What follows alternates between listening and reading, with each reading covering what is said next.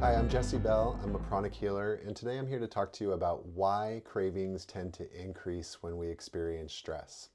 Now, before I get into this, there is one caveat in that cravings could be occurring because of the biochemistry of the body, but ultimately, what I'm going to talk to you about today is that the origin of all cravings and urges begin with some form of not feeling well.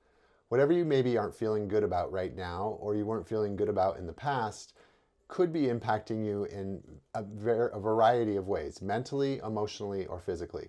Mentally, you could be experiencing overthinking, or perhaps you spend all day in a high-stress job and ultimately you get home at the end of the day and you're just looking for something to help calm that mental system.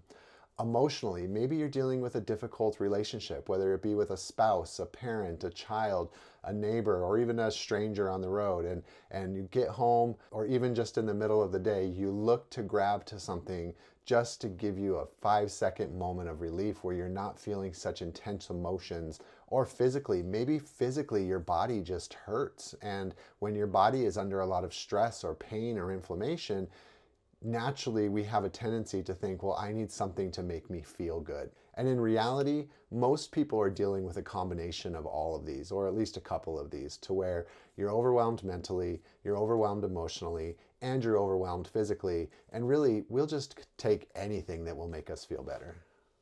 And the reason that we become so overwhelmed, whether it be mentally, physically, emotionally, all has to do with our solar plexus energy center, or our solar plexus chakra. The solar plexus chakra sits right between our diaphragm and our lungs, the bottom of our lungs and the top of our diaphragm.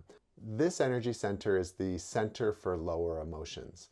For anybody who experiences a high amount of stress, this energy center has a tendency to malfunction or just become highly agitated or overactivated.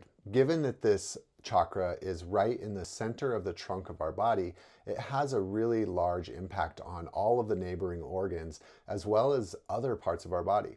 So it's right next to our stomach, so it can result in things like stomach cramping, maybe a decrease in our ability to digest food, which can just lead to stomach aches.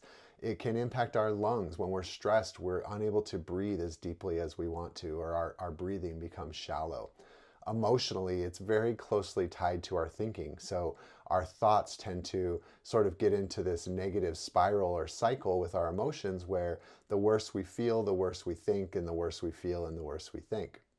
And on top of this, being so close to the heart, our heart rate can start to increase, which can then just cause us to feel overwhelmed all over again. However, knowing this gives us a lot of clues. Rather than feeling helpless about what we can do to feel better, when we can recognize that it's just our solar plexus chakra being overactivated, that gives us a lot of different strategies to start to feel better. If you're experiencing a lot of mental stress or anxiety, the best thing that you can do is a simple breathing practice, what some might call box breathing or 5-5-7 breathing, or just make time for a 2 to 5 minute meditation where you just sit down and just get some separation between yourself and whatever is going on in your head. If you're feeling emotionally overwhelmed, this is where something like a gratitude practice can come into play. The hardest part of a gratitude practice is remembering to do it, but when you start to switch your thinking into feelings of love and gratitude for something else, your heart tends to open, which creates a sense of peace and also calms your solar plexus chakra. And physically, if you're feeling pain somewhere, if you're feeling sore or inflamed or just general pain, the best thing that you can do is to incorporate some type of movement into your day, whether it be a light yoga stretch or even just a small 10-foot walk in your front yard if you're physically limited can have significant impacts, because any type of exercise will flush negative energy out of our chakras and especially out of our solar plexus chakra, because it's causing us to breathe deeper and our diaphragm moves and it's pumping a lot of negative energy out of our system. And again, if you do all three of these, you're going to feel better no matter what is going on with you.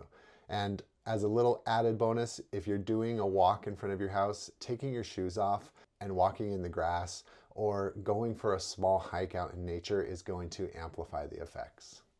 The benefit of understanding the energy dynamics behind things like cravings and urges is that it enables us to take back control of them, to be able to have control of our lives from within instead of having to reach for something external to us to make ourselves feel better. Oftentimes we get caught in these loops of cravings and urges, and it just starts to take on a life of our own.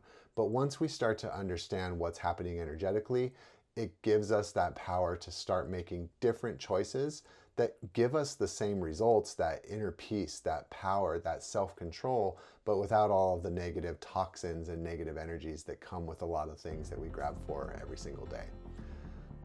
If you like this video, follow Sturdy Oak Wellness for more videos about pranic healing and energy-first approaches so that cravings, urges, and habits loosen the grip and you can learn to take control from within.